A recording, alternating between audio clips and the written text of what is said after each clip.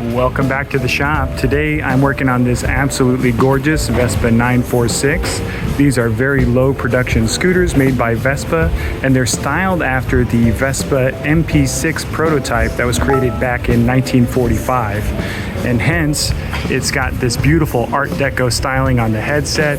It's got big swooping lines in the bodywork, and even the grocery hook is beautifully styled. Now, one thing that is not beautiful on this 946 are these broken US market turn signals. When these bikes are sold outside of the United States, they have a wonderful flush mount turn signal, but when they come stateside, they have to put on these DOT turn signals. So today we're going to be replacing those with the flush mount Euro signals. Let's get it started. In order to replace these turn signals, we're going to need to remove the side panels they're mounted in.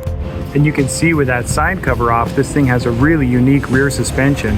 The rear shock is laid longitudinal in the bike, and it's actuated by this cantilever mechanism. Next, I'll remove this right side cover, and then I'll take both covers over to the workbench and begin disassembling the old turn signals. I'll remove all the US market turn signal mounting hardware, and then I can lay in these beautiful Euro spec signals.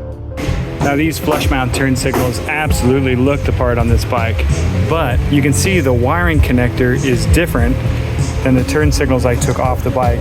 The stock turn signals for the US market have these small little pigtails, and that's what's on the harness on the bike. So what I'm going to do is I'm going to cut this connector off, and I'm going to solder it in place onto his new signals.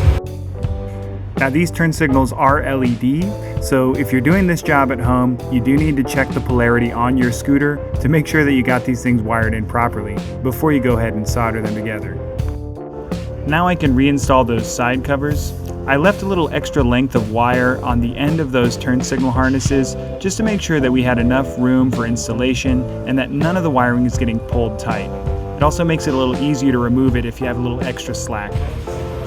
You'll notice the turn signal does illuminate, but it does not flash, and that's because the flasher relay on this scooter is spec'd for an incandescent bulb.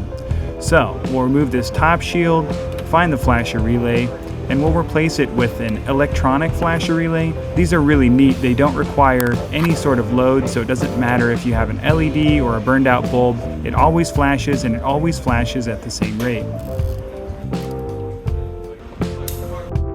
Now we'll reinstall this upper cover, and we're ready to test. As you can see, the turn signal is working great. It's nice and bright, and it looks awesome on this 946. See you next time.